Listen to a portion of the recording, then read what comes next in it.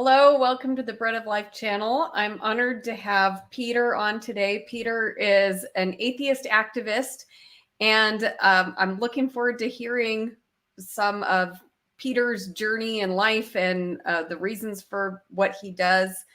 I've put the links to his website and YouTube channel in the description, so please do go check that out. Peter, do you want to tell us a bit about yourself? Yeah. Okay. So, you want to hear my entire life story? That's going to be longer than the hour and a half we were shooting for. But no, let's skip my entire life. I can highlight a few things. So I've been I usually worked for a boss until 2000, when I had some kind of a mental breakdown and thought not going to be part of the rat race anymore, and that's where I decided to start my own thing, my own company, as it were, making websites, designing logos, stationery, stuff like that. That's where I started out, and pretty much did that until 2019 when I retired. Um, Other than that, my hobby was the music industry, and this is going to cost me a lot of points with a lot of people. I was in the Dutch country and Western music industry, so I worked with the all the big names here and some of the big names from the U.S. Uh, and still enough do a little bit, so help out with stuff they need for the stage, equipment, lighting, stuff like that. And then in 2015, I was watching stuff on YouTube and stumbled on a video from a guy called Kent Hovind, and the title of the video was 100 Reasons Why Evolution is Stupid. And I could not believe what this guy was saying and the things that he was showing on screen. So I thought, I need to do something. People are being lied to, and I hate lying. So I started out with a Twitter account. Through Twitter, I met a guy who ran a Christian radio show. And as I told you before, people can't see it, but over there is a parrot. He's called Shambo. If you want to check him out, he's at Shambo on Twitter. Behind Shambo, who's an actual parrot and at times is on that Twitter account, but it's run by his dad, called Religulous. He's a teacher in his 70s, and he was my mentor for the first conversations that I had with a Christian on the Christian radio show. Still consider him a really good friend.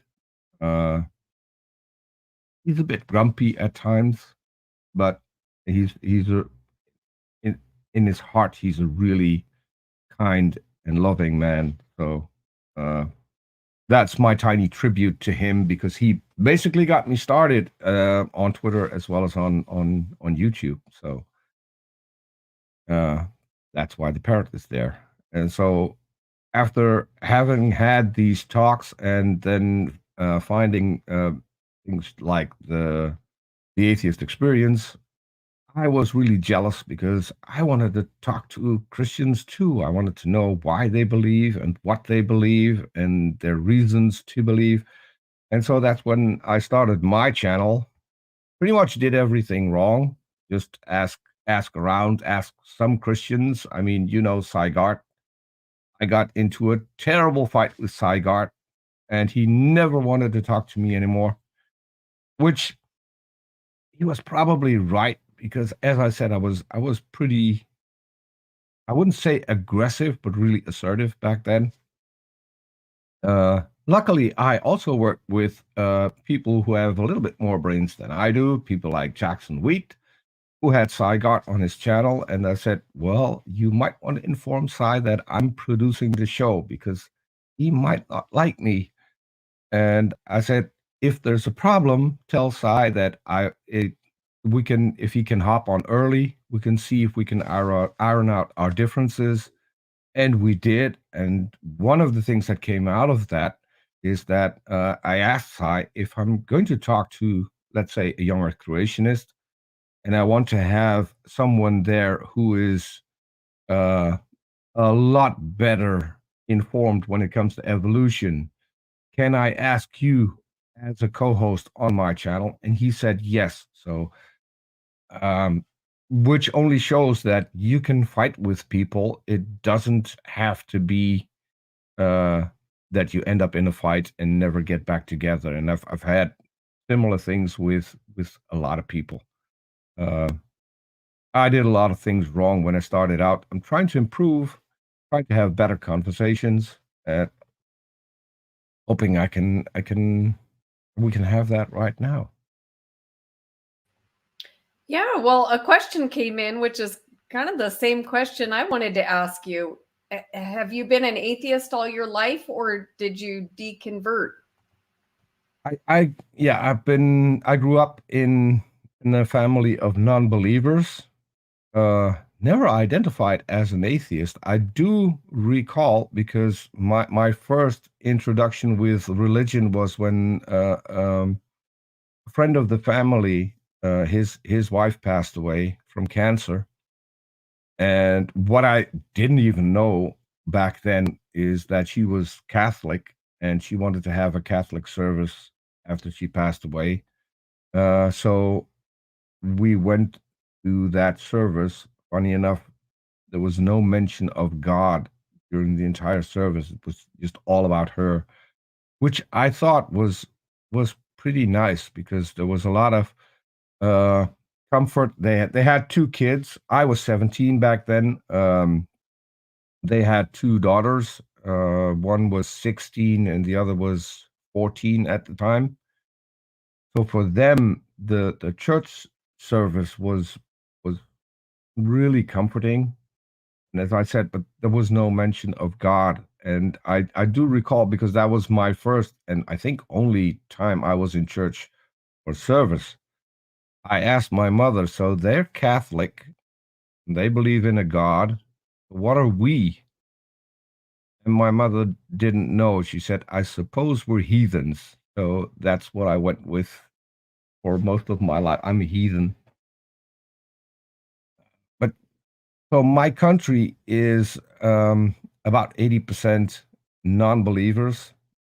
Religion doesn't come up a lot.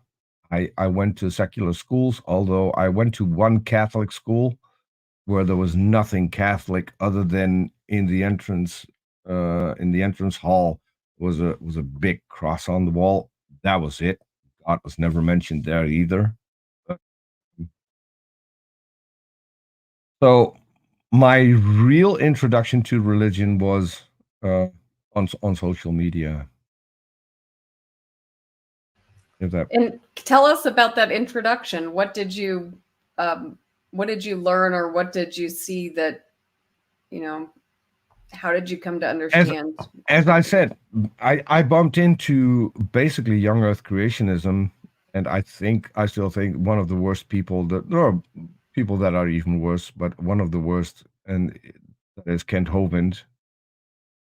And I set out. I thought I want this guy on my channel. I want to have a talk with him, which happened. The talk is on my channel, and I actually have him on speed dial on my phone. I called him at least 4 or 5 times last year, setting up talks between him and other people. Now I want to have him on my channel because I don't know if you've heard of Seth Andrews. Seth Andrews made a video about how Christians tend to steal everything. So logos are converted in Christian messages.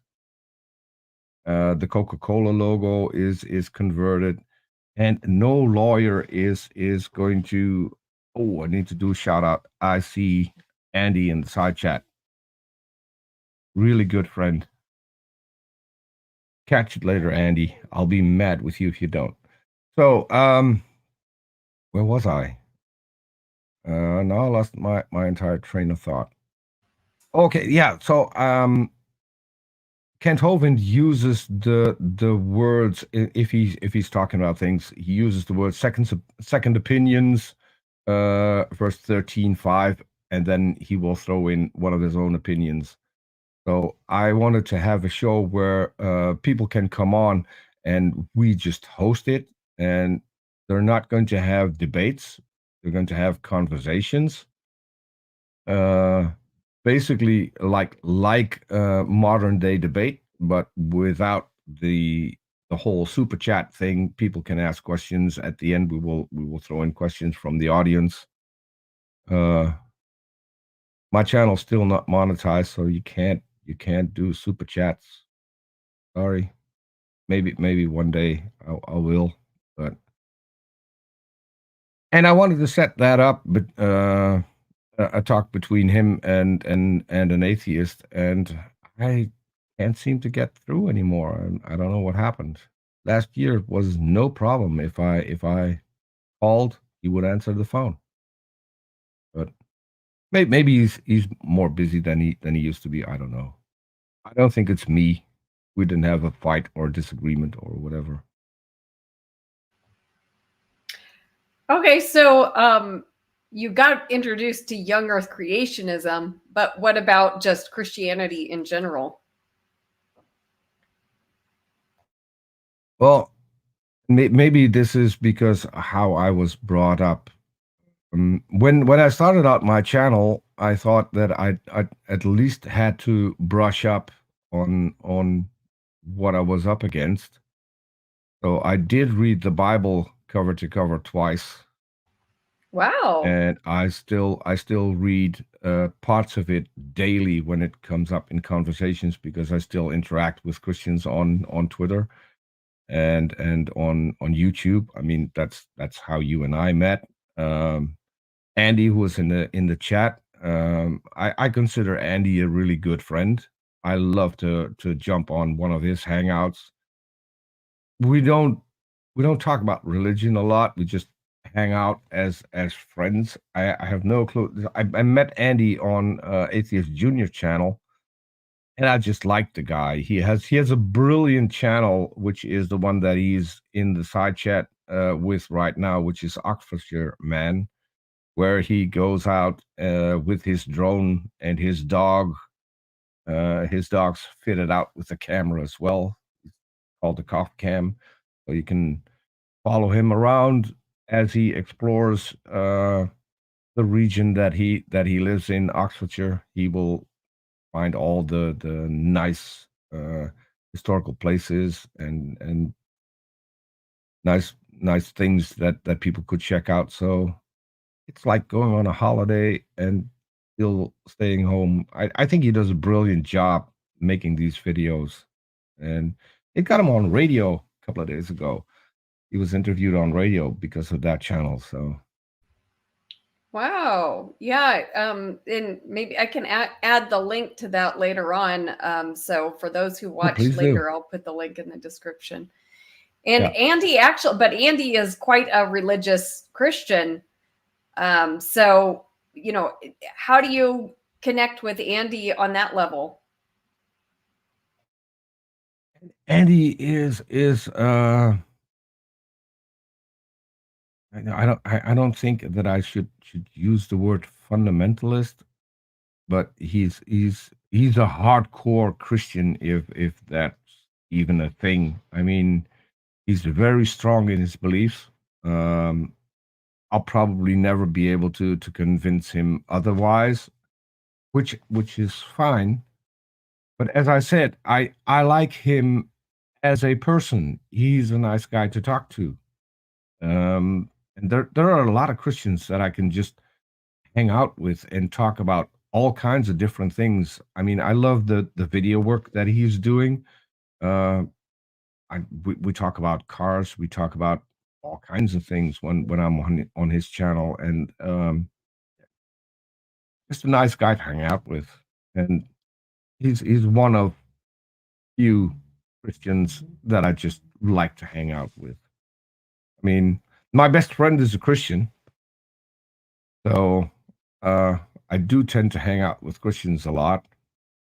And I had to slap my best friend in the face recently because I sent you an email, and just before I did that, we he's not only my best friend, we also work together on some projects, and for that we've got a website, we've got an email address, and that's basically because he's Christian. That has a Christian profile picture. And we had made some changes, and he called me and he said, "Hey, I need to attach the profile picture to the Google account that is now um, attached to our email address." And so I did that by phone. I sent him the login stuff so he could change everything. What I didn't know is that I sent him the wrong login stuff, and he is complete computer illiterate. So I have to walk him through step by step and had him replace the icon, which ended up being the icon of my gonnagoforit.com email address, which I emailed you with. So that now had crosses, and you were really confused. Yes. Is he mocking me? What the hell's going on here? I mean, what is he doing? And I thought I had fixed it because on my end, the crosses didn't show up after you mentioned it. And then I had to figure out that no, this was attached to the Google account. And because I run all my email through my Gmail account, even the ones that are attached to my website, and that's where the error was. So I had to dig out how I could get there, because apparently he clicked on something and managed to screw something up that I couldn't find right away, even though I helped him do it. It was weird. But yeah, so I can I did look for the picture, but it was something like this. And yeah, so as I said, So, yeah. So for those who didn't, catch that, like the reason I asked Peter, you're contacting me as an atheist, you're an atheist activist. Why do you have 3 crosses on your email? Like, what's with the crosses?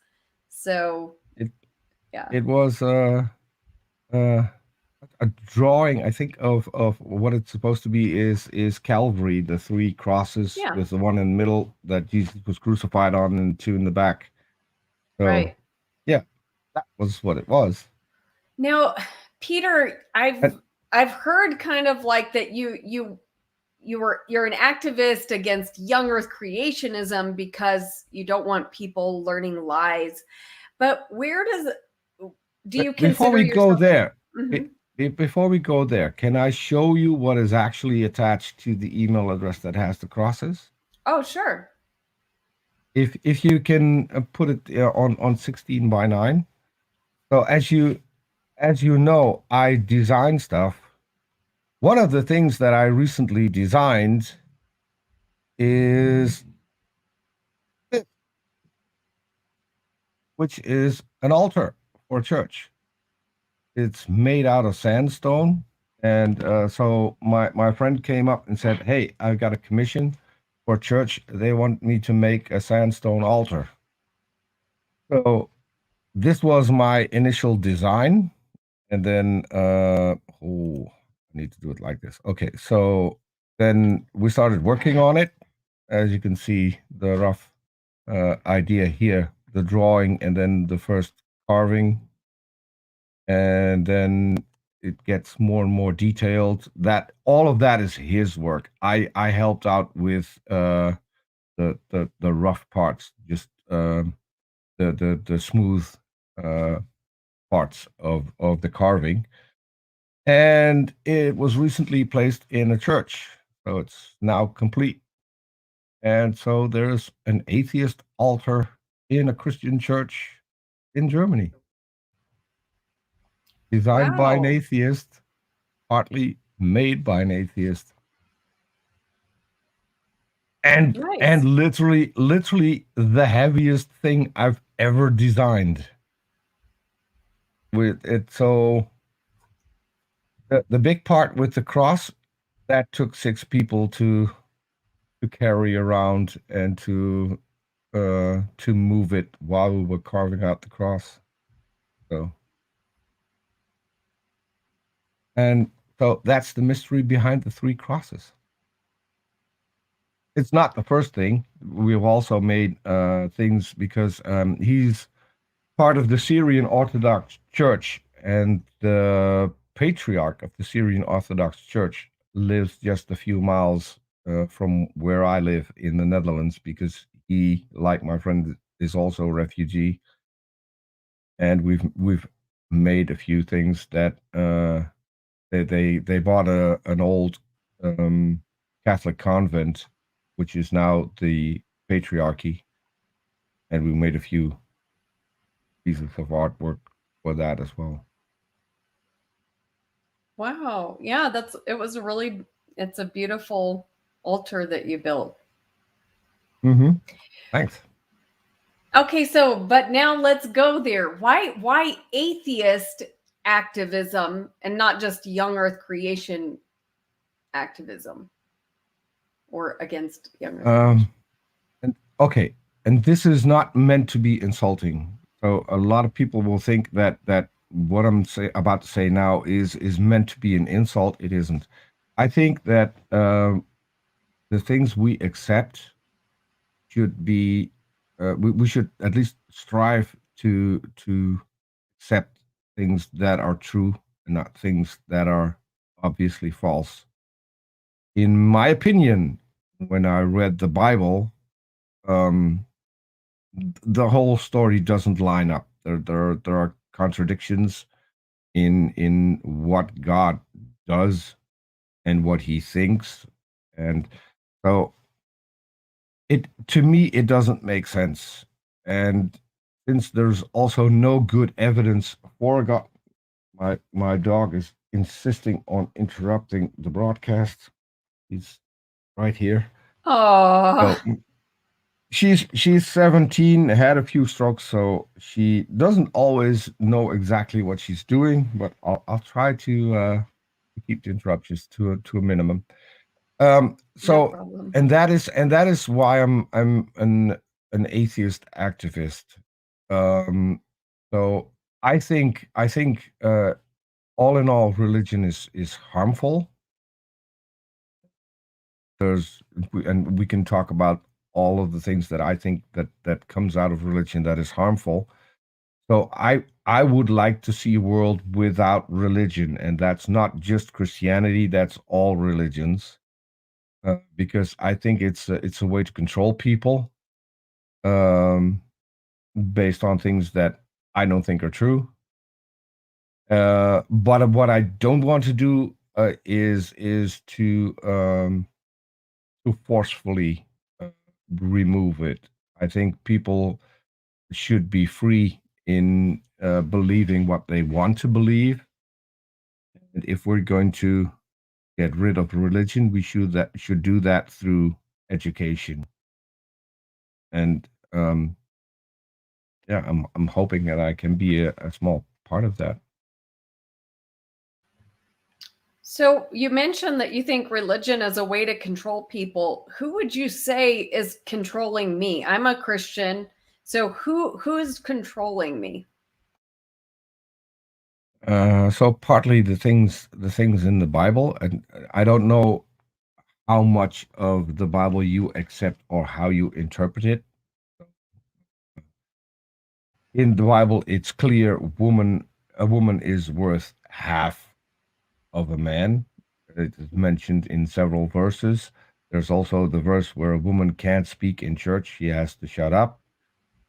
In the home, the man has to be the head of the woman. The woman has to be subservient to the man. All of those things, I'm vehemently against. I think we're all equal. Um, I would even go as far as saying that I know a few women that are a lot smarter and a lot more intelligent than I am. And so based on the Bible, that trickled down in in what we see in everyday life. If you have a woman and a man doing the exact same job, a woman will still be paid less. That is something that we can trace back to religion, because the woman was worth less, so her work is worth less. And a woman shouldn't work. She should stay at home, have kids, raise the kids.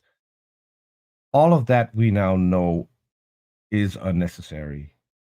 And I think it is harmful. I've met several women who had really bad experiences when it comes to being subservient to their husband, which was then when they sought help in the church, they were told to go back to their husbands and listen to what their husbands had to say, which led to the people that I'm talking about some severe mental and physical abuse, because there are also still websites, Christian websites, that will teach you that you can actually beat your wife if she doesn't do what you tell her to do.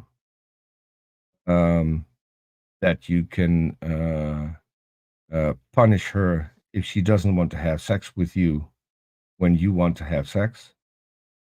Those things I think are harmful, and I know I'm talking about maybe a fringe part of Christianity, but there are a lot of things that are accepted in mainstream Christianity as well. So the man being the head of the household, and the woman having second place in all of that, that is pretty much accepted all Well, throughout I Christianity. disagree with that because I'm an egalitarian. My husband's an egalitarian.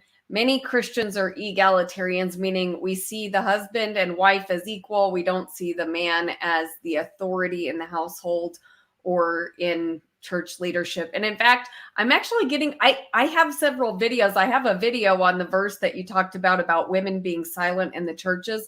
And so if anybody has questions about that, that is, quite a strange verse in the Bible, actually, because it doesn't seem to fit in accord with other scripture. And you can watch more about that on my video. But I'm also getting ready to have another theologian on my channel that's going to talk about women in the Bible. And so in 2 weeks, he's coming on. So I look forward to having a full conversation about that. But I have several videos that discuss sort of the misinterpretations of some of the stuff about women in the Bible. And I don't think that the Bible actually teaches women to be subservient. But you are correct, Peter, that a lot of Christians have bought into that idea. And I also think it's harmful. But I mean, so we could probably list 100 ways in which religion can harm people when it goes wrong. But what about just the idea of God and people believing in God? So is that harmful? It depends on the God, and if I'm going to be honest, believing in the Christian God, if you read the Bible, especially if you read the Old Testament, yes, it's harmful. The things that are commanded are harmful. I mean, obviously, and this is what a lot of atheists have as their go-to thing, that the Bible endorses slavery. You can sell your daughter into slavery. All of that is lined out in Exodus, in Deuteronomy. Yeah. So the whole book, if you read it, there are a lot of harmful things. There are verses that call for the killing of unbelievers. It's not just in the Quran, it's also in the Bible. Yeah, to me, there's so much wrong. If a woman is raped and she doesn't call out loud enough, she has to be killed. There's another verse that says, okay, if a woman is raped, the rapist has to pay the dad 50 shekels and then marry the woman that he raped. I think it's abhorrent to even consider having a rape victim marry their rapist. That Yeah. and if there was such a thing as a God, and if this God was omnibenevolent, and if he wanted to have the best for his creation, those things wouldn't be in the Bible. One of the things that would be in the Ten Commandments would be, "Thou shalt not own another person as property." It's not in the Bible, not in the New Testament, not in the Old Testament.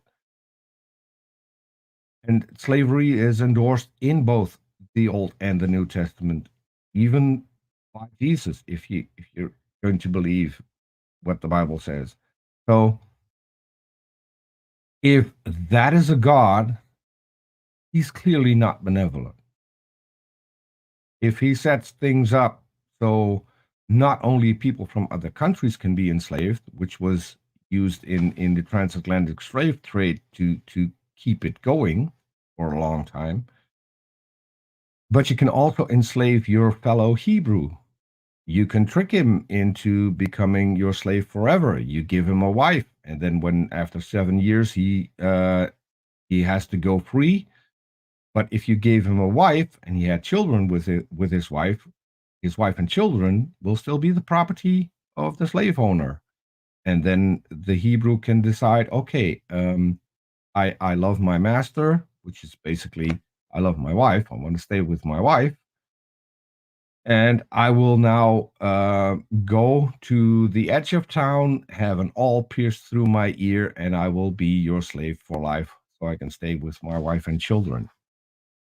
Those aren't commandments from a God. And I'm not even touching on the fact where you can't wear mixed fabrics and you have to have tassels on your clothes and women have to cover their head and men don't. And then long hair is an abomination. I mean, why would long hair be an abomination? I mean, I know I'm ugly. I've got long hair, which makes me even uglier. It's not an abomination. It's just how I look. It's not it's not a problem. And but there are lots of things that I think are so incredibly ridiculous that if we had someone who created everything to that particular individual, all of that would look as ridiculous as I think it is. It wouldn't be part of the Bible. To me, it's clearly a man-made book, and it will be hard to convince me that it isn't. Yeah, well, I definitely understand that. You brought up some, a lot of good issues, and I don't know if I could adequately respond to all of them right now, but I definitely at least want to respond to the marry your rape victim one because unfortunately, we can't always trust translators. And so when you're reading, there's hundreds of translations of the Bible into English, and they're not Mhm. all created equal. They are, and we have to remember that translators have biases. And so, in particular, with that verse about rape, actually, the word in Hebrew does not mean rape. And in that verse, this is actually a man having sexual relations with a woman that he is not betrothed to. So basically, two people found sleeping together, and now it's requiring the man to actually pay the bride price for the woman and to like make an honest woman of her. So it's That actually a that is protection for women. Yeah. that is how it's been explained to me as well. But even with the rape part in it too. So you might disagree that it's talking about someone is really active here. So you might disagree that it's talking about rape, but let's consider that it is talking about rape. Back in those days, if a woman was no longer a virgin, um, Sorry, my She, cat ripped out my. Hold on. your cat saw my dog and thought, well, hold on. I'm Yeah, not I letting forgot a to put him dog. out of the room before I started this. So, So, but back then, a woman had to be married. There was I forgot what the English word for it is. So the groom would pay the dad some money in order to be able to marry the woman. If the woman had sex, she couldn't be married off because now she's no longer a virgin. So in that age, in from a man's perspective, that pretty much makes sense. The problem that I have with it, it wouldn't make sense for a God. A God would have better rules for this. A God would say, okay, you raped a woman, you need to be punished, and the woman will stay the same as if she was a virgin, so she can still marry another man. She's not defiled or whatever you want to call it. That is what an honest and just God would do. He wouldn't punish the woman for an action that he did not willingly have. well, you know what? I can read straight out of this, and I hope I can find it quickly. So actually, the penalty for raping a woman is death. That's what the Bible says, and I'll read it right here in Deuteronomy chapter 22. And it says, but if out in the country a young man happens to meet a young woman pledged to be married and rapes her, only the man who has done this shall die. Do nothing to the woman. She has committed no sin deserving of death. So, I mean, just That what was you out. said. That was out in the country. I think. Just before that or just after that, it talks about when it happens close to the In the city, city, right? and the woman doesn't call out loud enough, then she's going to be killed as well. So But Peter, you I have to like, understand the cultural context. Look, you're thinking we and live there in we the go. city. That's exactly No, what but I mean. no. But listen Cultural. to what I'm saying. Yeah. Why would God have a cultural context? He's God. No, He but wouldn't care about cultural it's context. not God's cultural context. It's yours. You live in a city. Am I correct? And you No, live in a house. I lived in the city, and I'm now living outside. So Okay. Well, when I can have sex. people live in the city, now, they've got Mhm. thick walls, right? Nobody can hear you. You've got a lot of barriers between you and your neighbors, right? So, but put yourself back 4,000 years ago, 3,000 years ago, where it's just like stone walls built up, but there's no, I mean, you're talking about a very different style of city. There's not nearly the privacy. If a woman Agree. screams out, people are going to hear her, and women don't go out wandering. This is, I mean, this is, if a woman is out wandering, okay, that's in outside of the city, that's a different story. But if she's in the city, if she screamed out, people are going to hear her. So the whole point, the point of this is not she didn't scream loud enough. The point is she actually, if nobody heard her, she did not scream because she wasn't actually being raped. She was having consensual sex outside of marriage. Or the guy held her mouth shut. It's a possibility. And so that is just one objection that I have. Do you think that the God of the Bible was blissfully unaware of the change over time when it comes to cities back then, cities back now, culture back then, culture right now? No. Do you think he would? So, how did he write a book based on the culture back then that, and according to Christians, is still relevant today. It's not relevant today, though. Peter, Bible's not relevant? that part of the Bible is not No, relevant the for Bible. Christians today. Well, The look, Bible. Peter, but do you understand? There's nowhere, honestly, there's nowhere in the Bible that you can point to that comes even close to referring anything in modern days. It doesn't mention the internet. It doesn't mention people having access to vast amounts of porn just at the click of their hand, which is a problem when you have kids, because kids have that access too. None of that is mentioned. Everything the Bible talks about is based in the culture back then. Yes, and there's Peter, the laws that were written and in that section for those people back then only applied to those people back then. That was part of the old covenant, the Old Testament, the old deal that God made between himself and the Israelites. Those laws have absolutely nothing to do with any Christian anywhere in the world today. And in fact, those laws did not even apply to anyone except Israelites.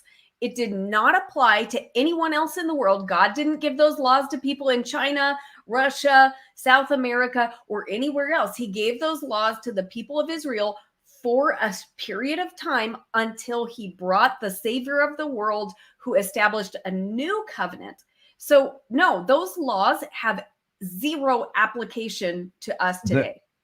The new covenant that you talk about is the covenant that Paul talks about, where he goes blatantly against what Jesus said. Jesus said, not a jot or a tittle of the law shall be changed until heaven and earth pass and everything is fulfilled. So you can say, okay, Jesus fulfilled the law. Great. Now you've got one part of the three things that need to be done to abolish the law. Because Jesus said, until heaven and earth pass. Heaven and earth are still here. They haven't passed. Not a jot or a tittle from the law shall be changed. Those are Jesus's words. Paul, on the other hand, said we're under a new covenant. Jesus fulfilled the law, because apparently one of the last words that he said on the cross was, it is fulfilled. He didn't say the laws are fulfilled. He didn't make any reference to the laws. He said it is fulfilled. What is fulfilled? You can interpret that in many ways, just like you can interpret other things in the Bible differently. There's no clear mention of Jesus saying, okay, this is the end. You do not have to follow the Mosaic laws. Instead, he says the opposite. Well, and I know Christians say we have a new covenant, and it's nice. You can eat shrimp, you can eat pork, you can wear mixed fabrics, all of those. Really, the weird thing is, in all of those 600 plus Mosaic laws, 10 of them are singled out, being called the 10 Commandments, even though the Bible has the 10 Commandments, which are completely different. You are making a beautiful point. I love this point because I have no idea why Christians promote the 10 Commandments. You're right. It is not, those 10 Commandments go along with the other 600, and exactly. They're not. And so I'm not sure why Christians have continued to somehow uphold the 10 Commandments as Christian rules.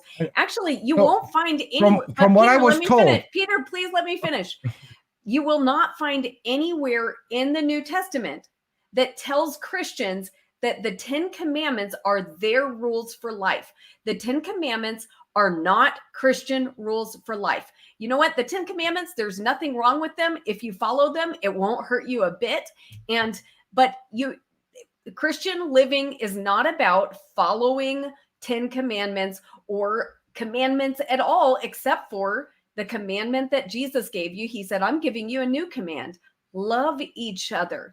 And this is actually the fulfillment of the law. All of those laws, why were they created? For us to be in a love relationship with God and others. And so Jesus did very much establish a new covenant. In fact, he said, I'm giving you, he said, when he had dinner with his disciples, he gave them the bread and the wine, and he said, this is my blood of the new covenant poured out for the forgiveness of sins. So we have actually died to the law. It says we died to the law through the body of Christ. The law is not what the Christian way of life. We live by the power of the Holy Spirit. And I have to agree with you that all of that is in the Bible, which is weird because I just said that Jesus also said the exact opposite, that you have to stick to the laws, that not a jot or tittle shall be changed. And I'm not entirely sure who it was. I think it was a Christian. I don't know if you know him, Craig Reed. Yes, I do. He's been okay. So Craig Reed made, and I really don't know what verse it was. He made a really good case for why Christians to this day still believe that the Ten Commandments are relevant. And this is my other problem. If we have an omnipotent, all-knowing God who can see the past, the present, and the future, how would he come up with a book that is open to so many different interpretations that we now have in the US, 40,000 different denominations of Christianity already? I mean, if this is a book written by a God, inspired by God, however you want to call it, I'm fine with every definition you say. If this is written by God, he would make one thing very clear. It is not up for interpretation. If you read it and if I read it, we will read the exact same thing in the text. He's powerful enough to do that. Even using human scribes, he would be powerful enough to convey the text in a way that there is no room for interpretation. This is not the case. The problem with the Bible is, I think the biggest problem is that it has so many different authors. We have no clue who the authors were. And there was a show on Amy Newman's channel. For me, it was this morning. For people in the US, it was late at night yesterday, where they talked about the New Testament and how reliable it is. There are things being put in the text. We know this. If you look to the earlier Gospels, there is no mention of Christ resurrecting. All of that was put in later. We know this. The problem is, we've got the text. We can have, through history, we can make an idea of which ones are older and which ones are newer. The newer ones have the resurrection story in it in a more elaborate way. The older ones don't. If we had the chance to carbon date it, to actually make a chronology of the documents that we have over time, what we could have then is basically a phylogenetic tree of the Bible instead of life.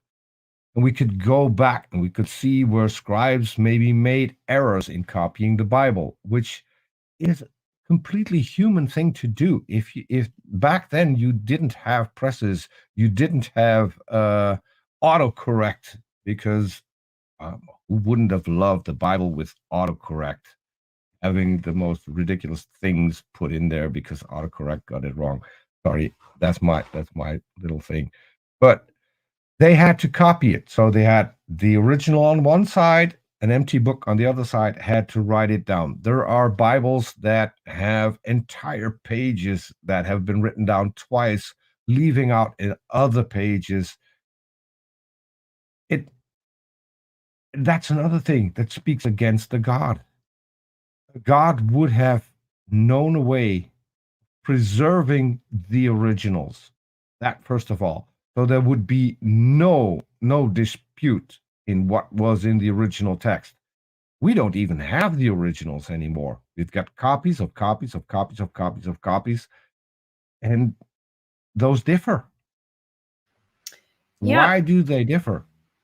Well, I will get to that, but you've said so much here, and I want to I know I go on Okay. rants, and I criticize Christians on doing a Gish Yeah. Gallop while doing Gish Gallops on your channel. So my apologies for that. No, If it's you fine. if I No, do that, just and this is what I say to atheists and Christians, just say, "Shut up, Peter. My turn."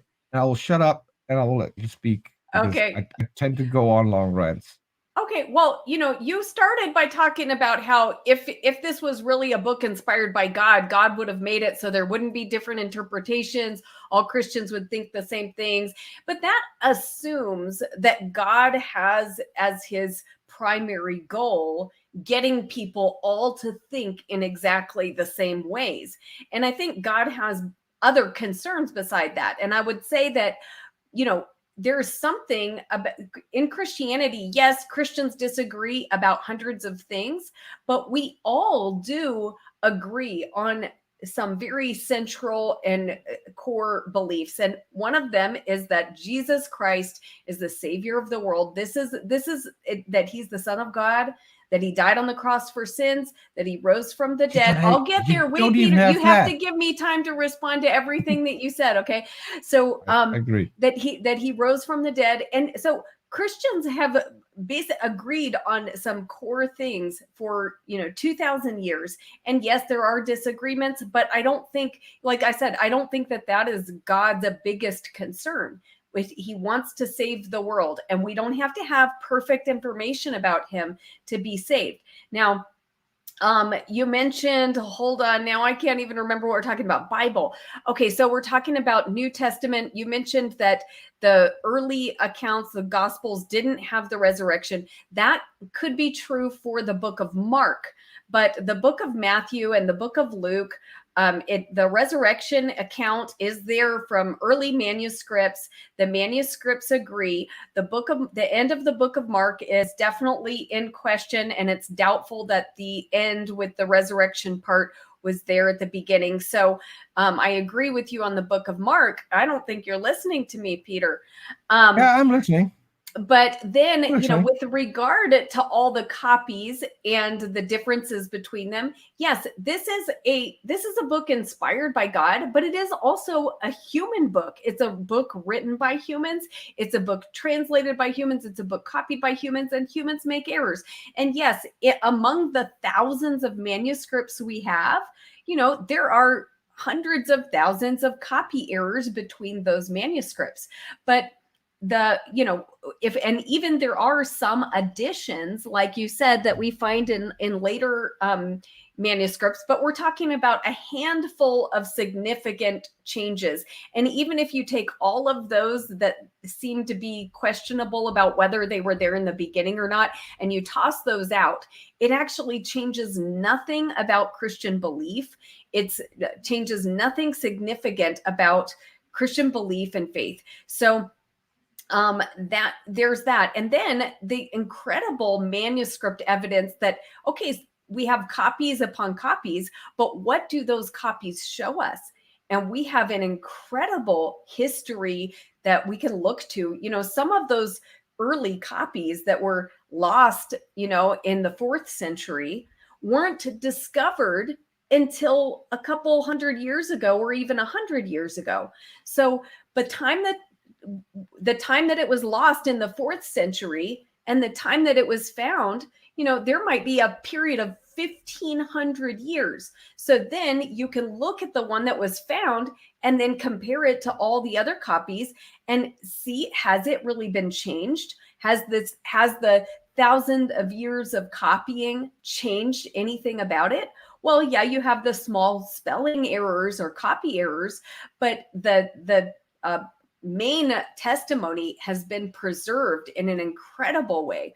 So the manuscripts, if you're going to point to any the Bible and talk about manuscript evidence, we have so much manuscript evidence that really confirms that the testimony has been preserved. Well, okay, so a couple of things that I need to respond to. You said if the Bible were written in a way where there was no interpretation, it would make people think the same. I don't think it would make people think the same. What it would do is take away all doubt about who God is, what God wants, and what God did. And that is pretty much all that matters if you've got a religious book like the Bible, because that is where you get your information from. I know there are presuppositionalists that will say, okay, you're born with an inherent knowledge of God. That's rubbish. I'm proof of that. I had no God concept for the biggest part in my life. I still don't hold to a God concept. I think, to me, again, I don't want to insult. To me, the concept itself is ridiculous. So you could still have people thinking different things, but they would at least agree on who was the creator, what does he want, what rules did he put down for us. That would be without doubt. Even if you go to the Trinity, there are Christians who do not believe in the Trinity. I've talked to Christians who think that Jesus is not God. The Holy Spirit is not God.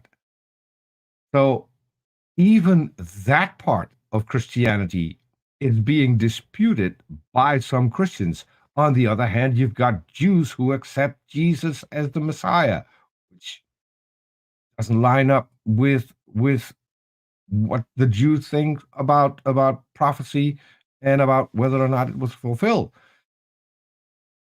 The whole thing is so full of holes that I think that if there was a God, he would have foreseen all of this problem. He would have foreseen that there would be 40,000 denominations of Christians, some of which battle each other in a way that is a lot worse than you see atheists against Christians, or Christians against Muslims, or Muslims against Jews. That wouldn't happen. No God would allow that to happen. And I don't care whether or not you think a God is benevolent, because I've also spoken to people who said, why do you think God's benevolent? God is just in his own thinking. So if he desires to wipe out the entire planet as he did in Noah's flood, he can do that. That's perfectly just. I don't think it's just.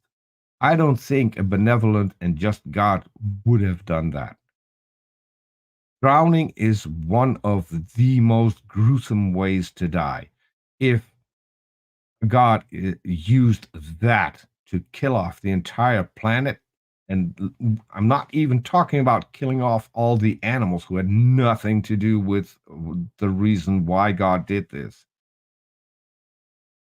He could have just poofed them out of existence and start over.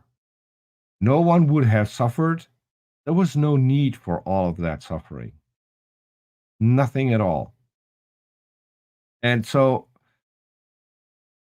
and that again goes against God is a loving God, and God and Jesus are the same, and Jesus came and brought a new message. If Jesus is God and he comes up with an entirely new message, then if you look in the Old Testament where it says God is unchanging until he changes completely because he comes up with a new covenant, it doesn't work. It's either this or that. You can't have both. And that is, I get it. I really get it that if people are brought up in this and from an early age, they will accept it and it will be really hard to get past the cognitive dissonance, which is something that I myself have on certain things, which is really hard to step away from. I mean, there are things happening all around the world that I'm not familiar with, that are completely new to me, and a little bit skeptical. Are they actually saying the truth? Is this what is going on? I mean, I recently had a talk, and because of some of my friends are transsexual, I have no clue what that entails. What I do know is these people aren't just acting. They don't just come up with an idea, if they're male. Okay, from now on, I want to be a female. That's not how that works. I So, agree and with you, Peter. it took me some time to accept what I was being told, because yeah, I grew up in I'm old. I'm going to be 60 this year. When I grew up, people had completely different views on gay people, different views. Transsexuals, we never even heard of. We had transvestites, which were really icky because that were men dressing up as women. And that was, yeah, you didn't do that unless it was for a comedy show. I've had my own struggles with cognitive dissonance. And I get it that people who grew up in the Christian faith have the same thing. I still hope that um, you can be honest and true to yourself, and um, examine the Bible from the outside looking in, not from the inside looking out, if that makes any sense. At times I struggle with my English. After all, it is my third language. So Oh, wow. I mean, your English is really great. I'm not even noticing a thanks. problem with your English. But so I hope I can remember everything you said, because again, you kind of went to a lot of different topics, but I definitely agree with you on the transgender topic, and I don't dismiss people's experience. So I don't know what that has to do with the Bible. I don't think No, no, no. transgender It's is even nothing. mentioned in the Nothing. Bible. Mhm. Nothing. It had It to was do about with your me cognitive. explaining. Mhm.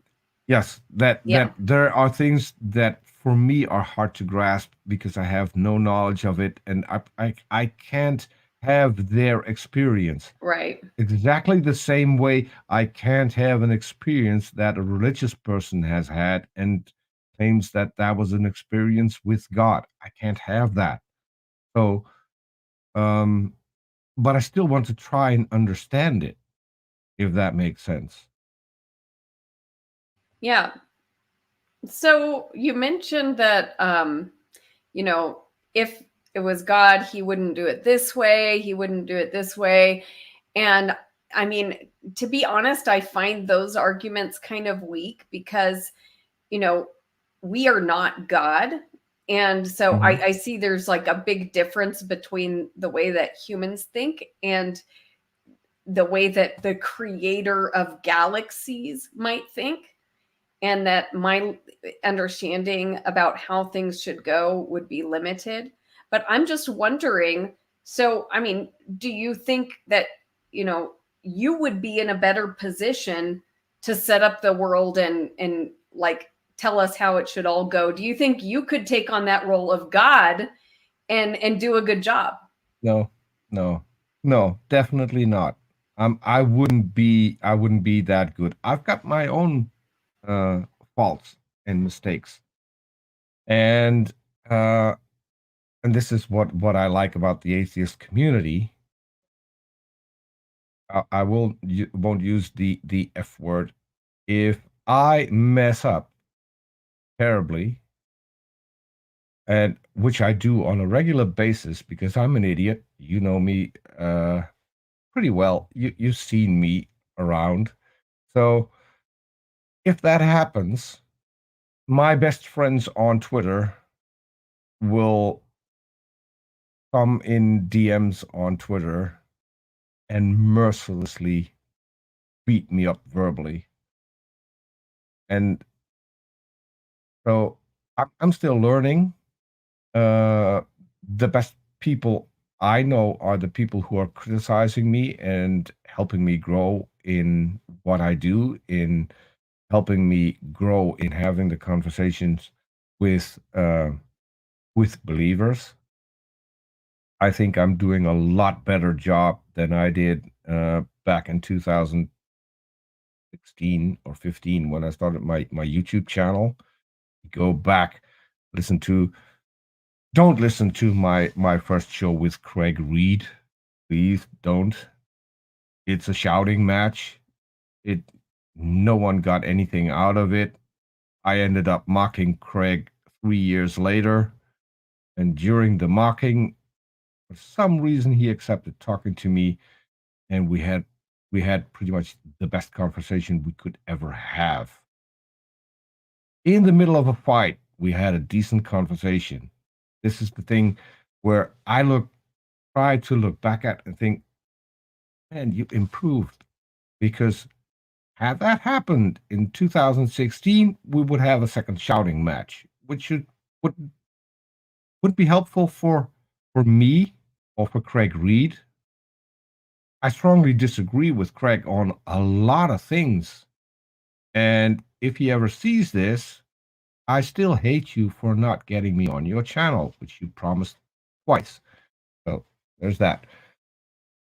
But I can have a decent conversation with the guy.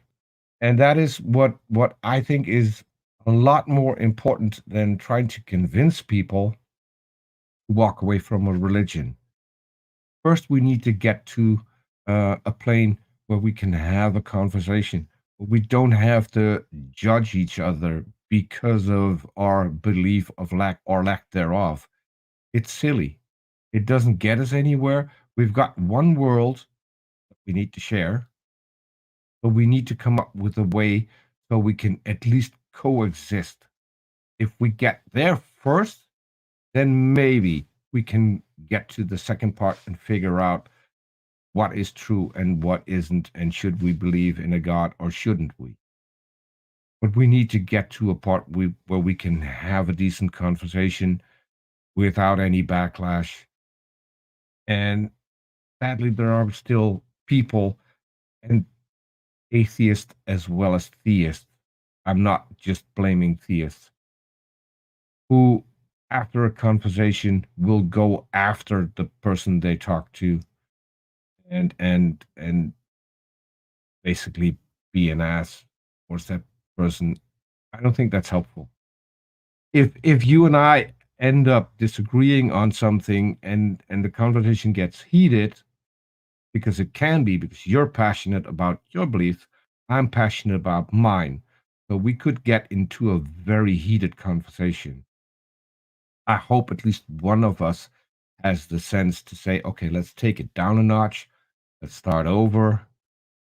We care about this. We know that we care about this, but we need to have a decent conversation. It doesn't need to end in a shouting match or a fight.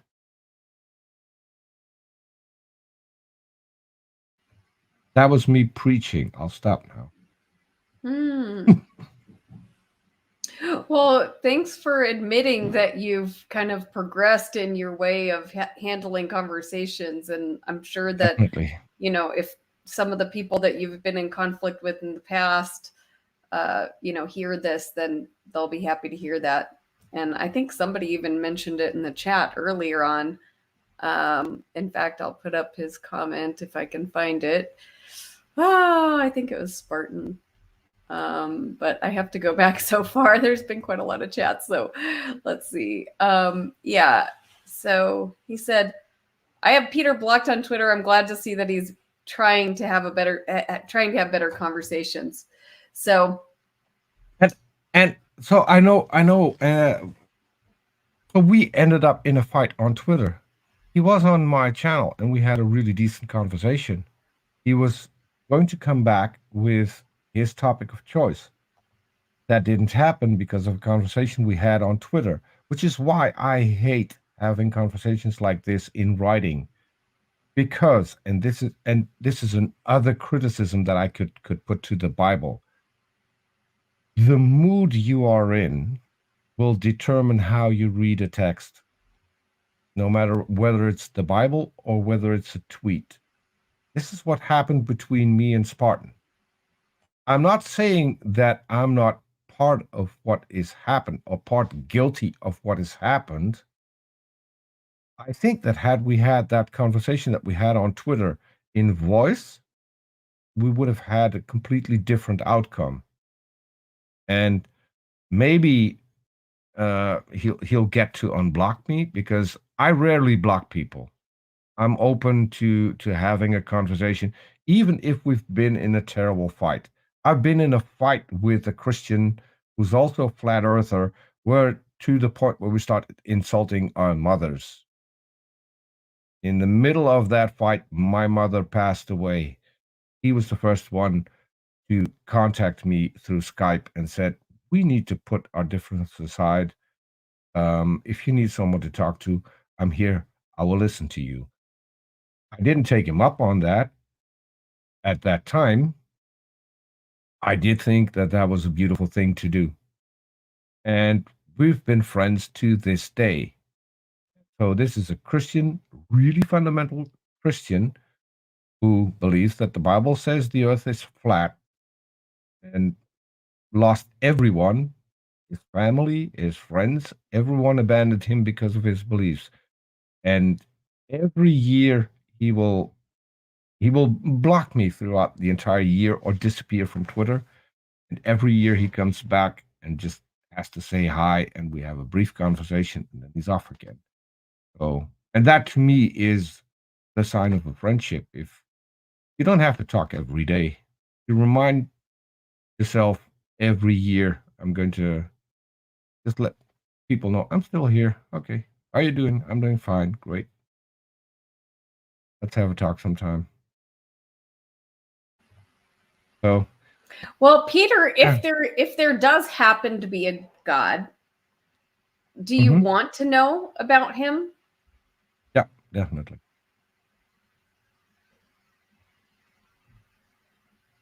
Would I worship that God if it's the God from the Bible? If it's the God that I read about, I would want to know. And if I had the chance, I would love to have a conversation. Cool. Because I would have questions. And I think, and this is me as a mere mortal speaking, but trying to put myself in God's shoes. If I created something or someone, I would want it to interact with me, would want it to understand me. So that's why I want to have a chat.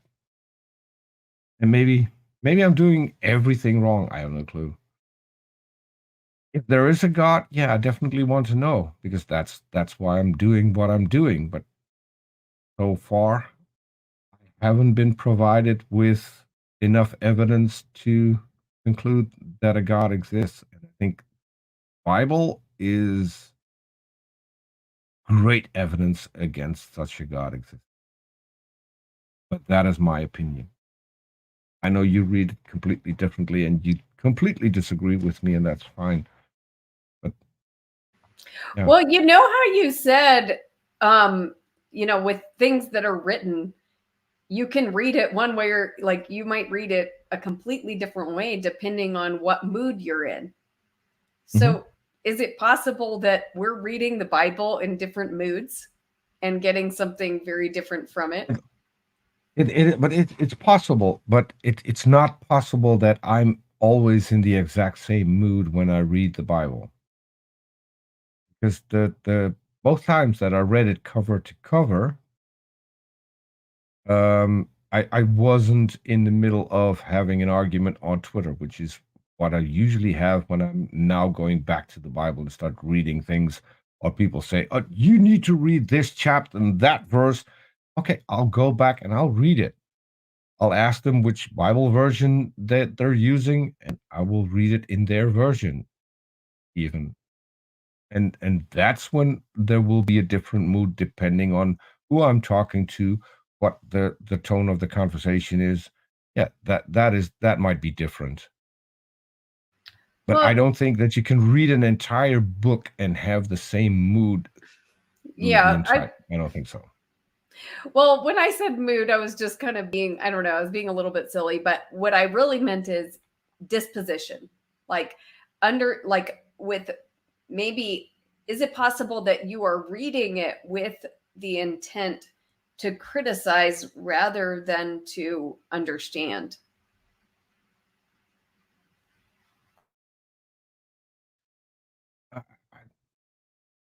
With the intent of trying to criticize. So I'm just looking at the side chat, and I don't think you should highlight what Smokey Saint just put in there about me. He's Okay, the I'll try to go to. he's the embodiment of what I think is not a Christian. There's a 3-letter word for that. In English, there's also a 4-letter word for people like that. I'm not good to say that on this channel.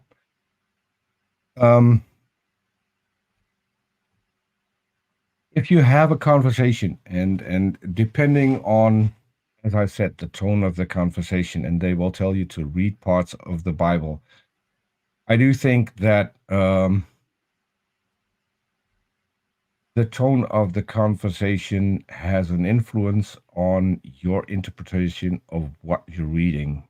If the conversation is aggressive, I think it's a human trait to just try and pick out the worst, which is a bad thing to do. I fully agree, which is why I would prefer conversations that you and I are having right now. I mean, you've been nothing but respectful every single time I've talked to you. We've never ended up in an argument where one of us just had to leave because they couldn't stand the other one anymore. I don't think that other than disagreeing on the Bible, we've ever had a massive disagreement.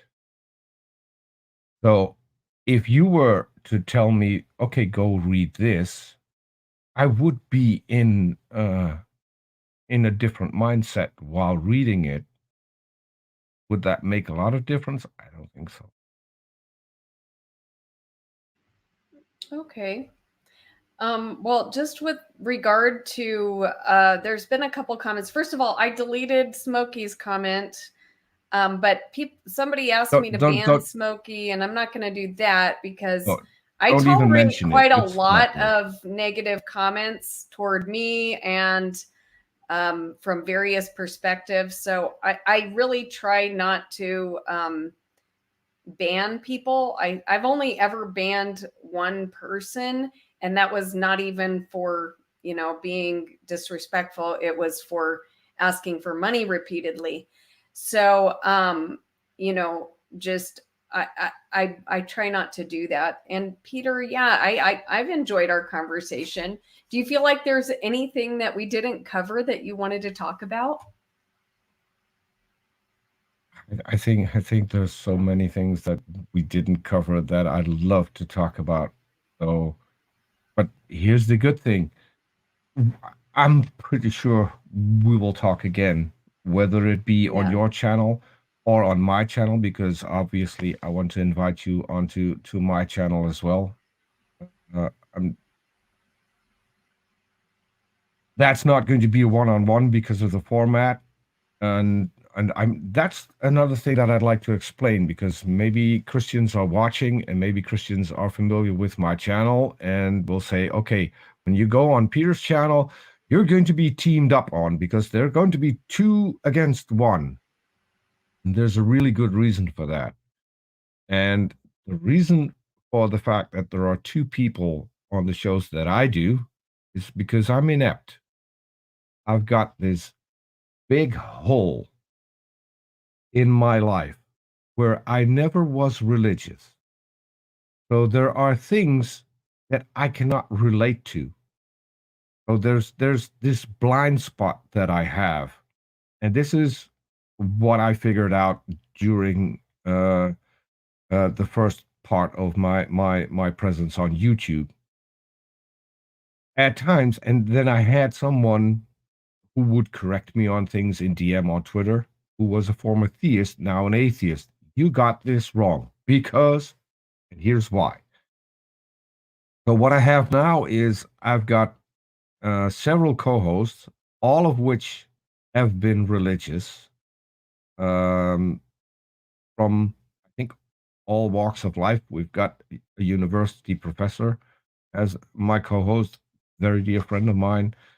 Um, I got Lilith, who I call my female Hitchens. I've got Robert Reed. Uh, he's my uh, atheist Neil deGrasse Tyson. Mubarak. I got Artemis Brain Sample. Jackson Wheat is a co-host when it comes to science. When my blind spot for science is there. The reason I've asked those people to come on as my co-host is because at times they will understand my guest better than I do and can come up with a better response to what they've said. And I like things to be equal. So if that is the case, and there's something that I don't see, and we run into a brick wall where I can get through, I've got my co-host who can explain it, who can take over from me at that point, and then after the show can explain to me, okay, here's what you got wrong, and this is why you don't understand it. I see my own limitations, and that's why I have other people on my channel.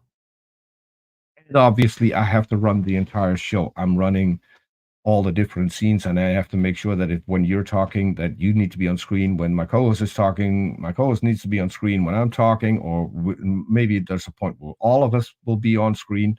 So, and then I have to check the side chat. It's a lot of work for one person. So Yeah. Well, I would love to come on your channel, Peter.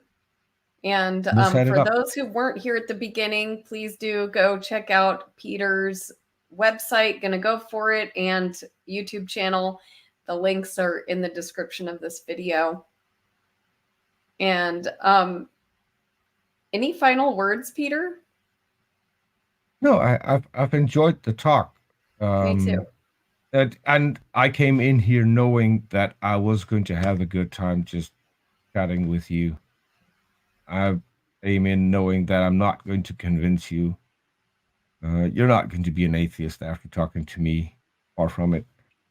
I'm not going to be a theist, but we had a decent conversation. I think we touched on some good subjects, and all in all, I'm just happy that we can have conversations like this because I think it's useful. And the less fights we have on this planet, the better off we all are. Mm-hmm. So what do you think is useful about it? Like what would be your motivation if you know you're not going to convince me? What do you think that we're producing by this conversation? That's easy. Trying to understand where the other person is coming from. In the Netherlands, it's not a big deal, or in Germany.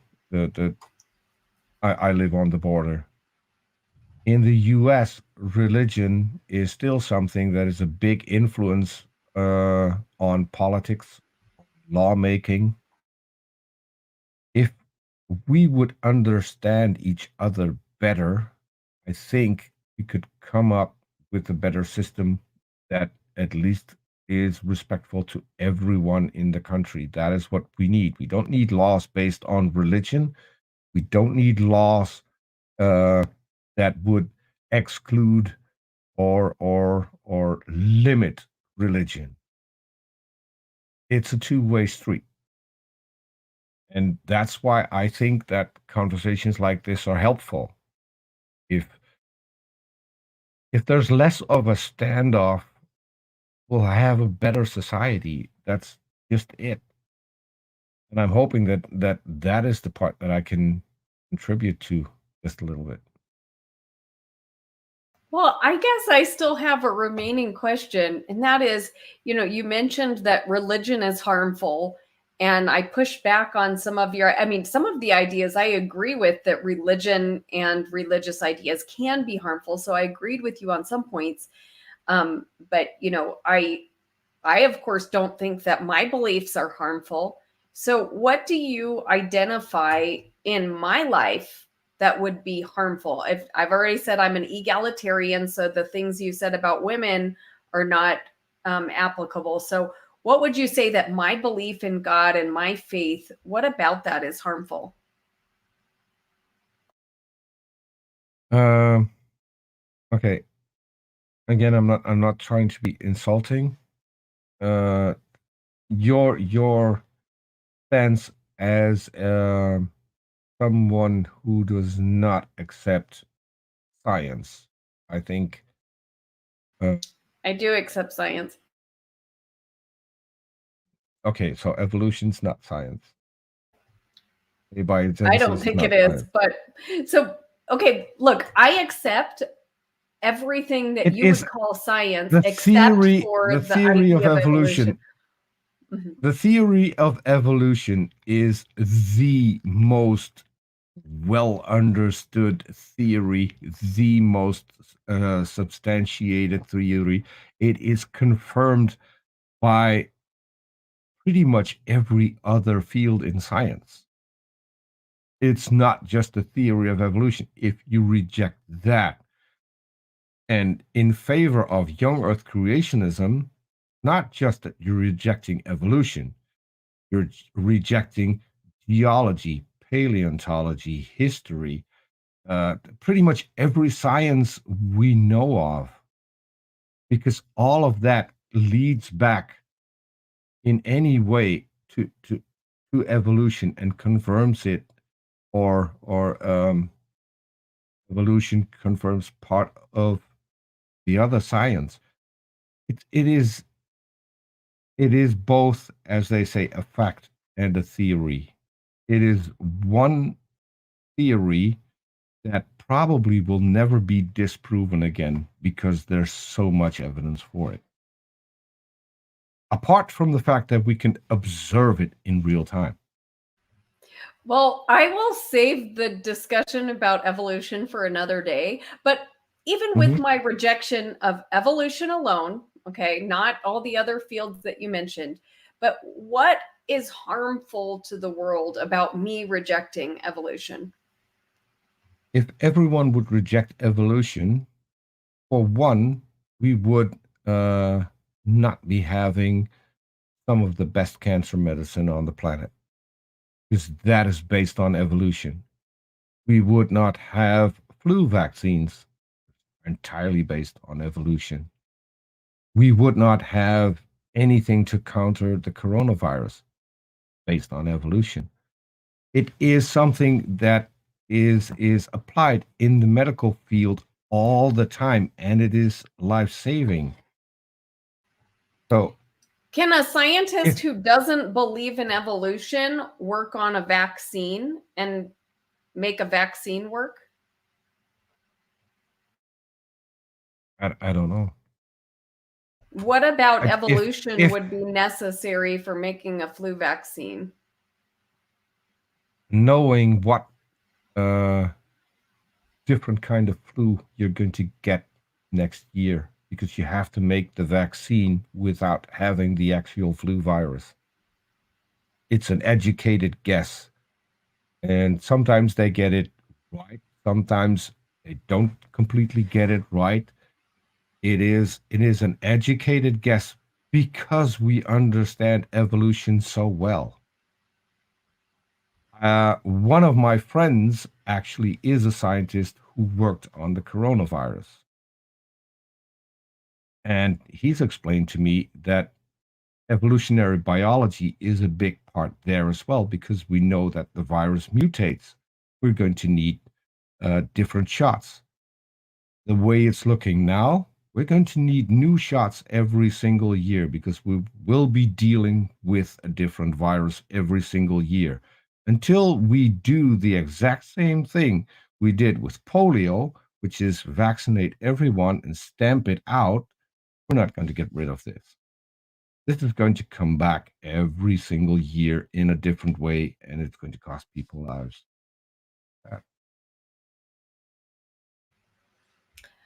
Well, thank you for sharing your perspectives, Peter. I appreciate it. And I'd love to have more conversations about this in the future. So I'm always up for it. I mean, if you give me a couple of days heads up, I'm always happy to talk. cool. Well, thank you everyone who's been here in the chat. I've been following the chat and I appreciate all your comments and hope everyone has a great day. Until next time.